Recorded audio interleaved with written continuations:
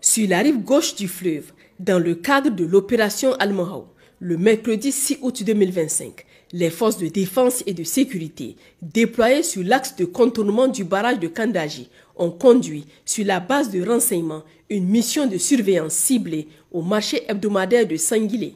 Au cours de cette opération, 4 individus ont été formellement identifiés et interpellés alors qu'ils tentaient de se ravitailler discrètement. Les premières investigations ont confirmé qu'ils étaient membres actifs d'un groupe criminel impliqué dans plusieurs attaques meurtrières contre les populations civiles et contre des positions des forces de défense et de sécurité dans le périmètre de Kandaji. Leur présence sur le marché visait à réapprovisionner leurs cellules en vivres et en divers autres matériels.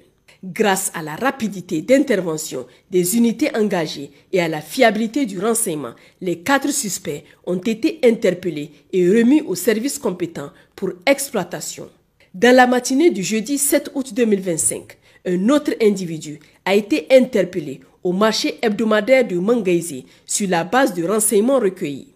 Originaire d'Amilganda, commune rurale de Tondikiwindi, il serait impliqué dans l'assassinat de plusieurs civils ainsi que dans le vol et la vente de bétail appartenant à ses victimes, notamment 30 vaches et 24 ânes. L'intéressé a également été remis aux autorités compétentes pour la suite des investigations. Sur la rive droite, au sein de l'opération NIA, le dimanche 3 août 2025, une opération de ratissage conduite avec précision au sud-ouest de Takruzat, dans les environs de Bankilare, a permis la capture de 3 éléments appartenant aux groupes armés terroristes actifs dans la zone. Ces individus, déjà impliqués dans diverses activités criminelles, ont été localisés et appréhendés grâce à l'exploitation de renseignements fiables signalant la récurrence de leurs déplacements à moto en compagnie d'autres malfaiteurs. Les mis en cause ont été formellement identifiés comme membres actifs de réseaux terroristes responsables de multiples exactions contre les populations civiles. Au sein de l'opération Damissa, au cours de la semaine, les opérations de sécurisation conduites par nos unités ont permis l'interpellation de 2 individus identifiés comme complices actifs des groupes armés terroristes dans les localités de Sukukutan et Munseka. En outre, une motocyclette abandonnée par un élément armé à l'approche de la force a été récupérée.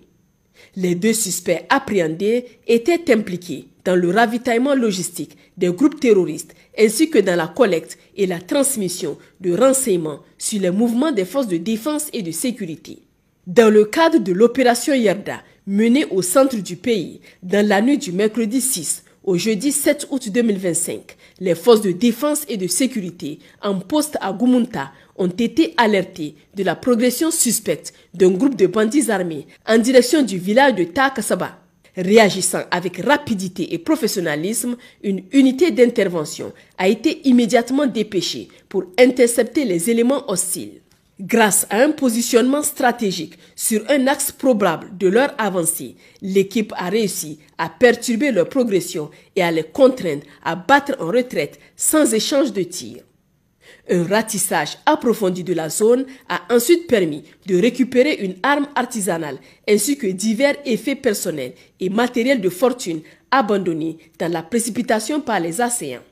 Le vendredi 8 août 2025, une réunion de coordination s'est tenue au poste de commandement de la zone de défense numéro 6 à Maradi. Elle a regroupé l'ensemble des responsables FDS ainsi que les chefs de position de l'opération Yerda sous la présidence du colonel chef d'état-major tactique de l'opération. Cette rencontre a permis de faire le point sur la situation sécuritaire, de rappeler les missions assignées et de souligner la nécessité d'une rigueur accrue dans la conduite des opérations.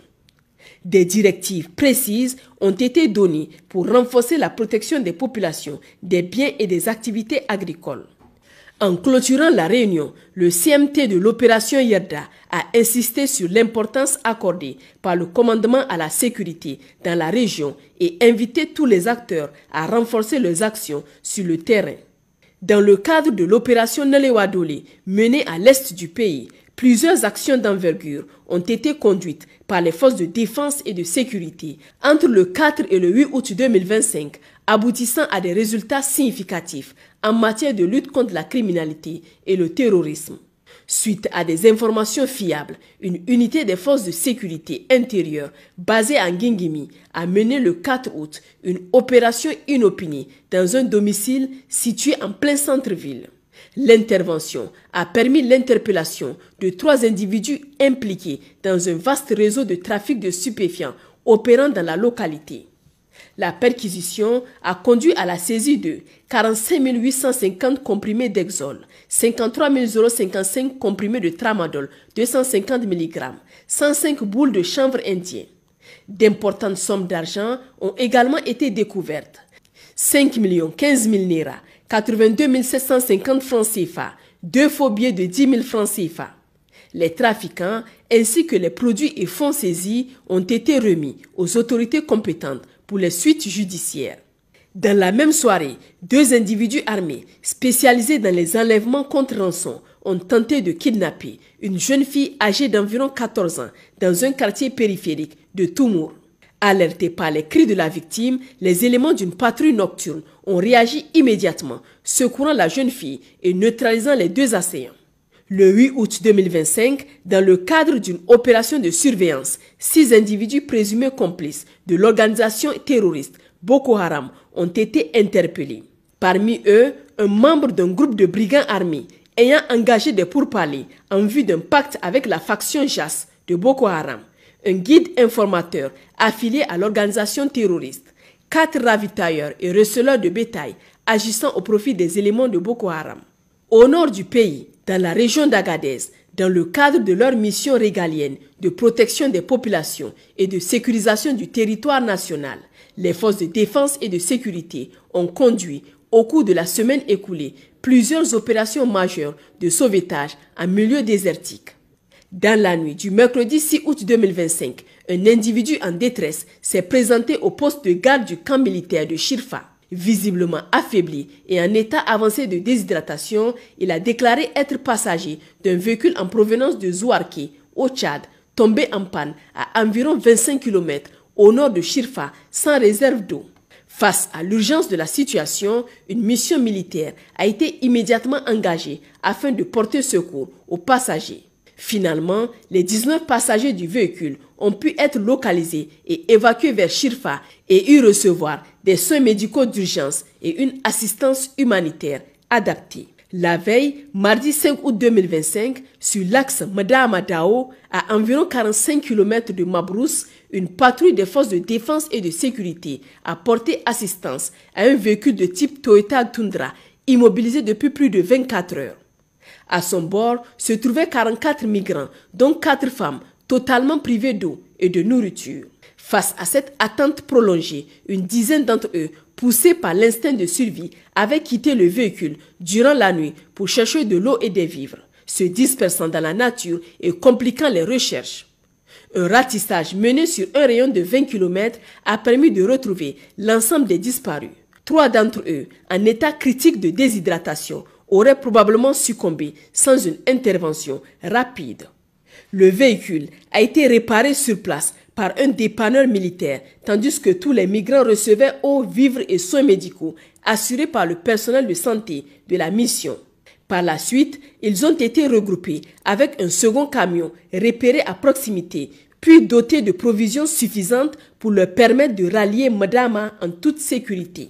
À Niamey, la Confédération des États du Sahel a franchi fin juillet une étape décisive dans la mise en place de sa force unifiée avec l'arrivée des premiers éléments de l'état-major intégré. Composée de cadres militaires du Burkina Faso, du Mali et du Niger, cette structure travaille activement à finaliser les textes, procédures et dispositifs opérationnels nécessaires pour rendre la force pleinement opérationnelle.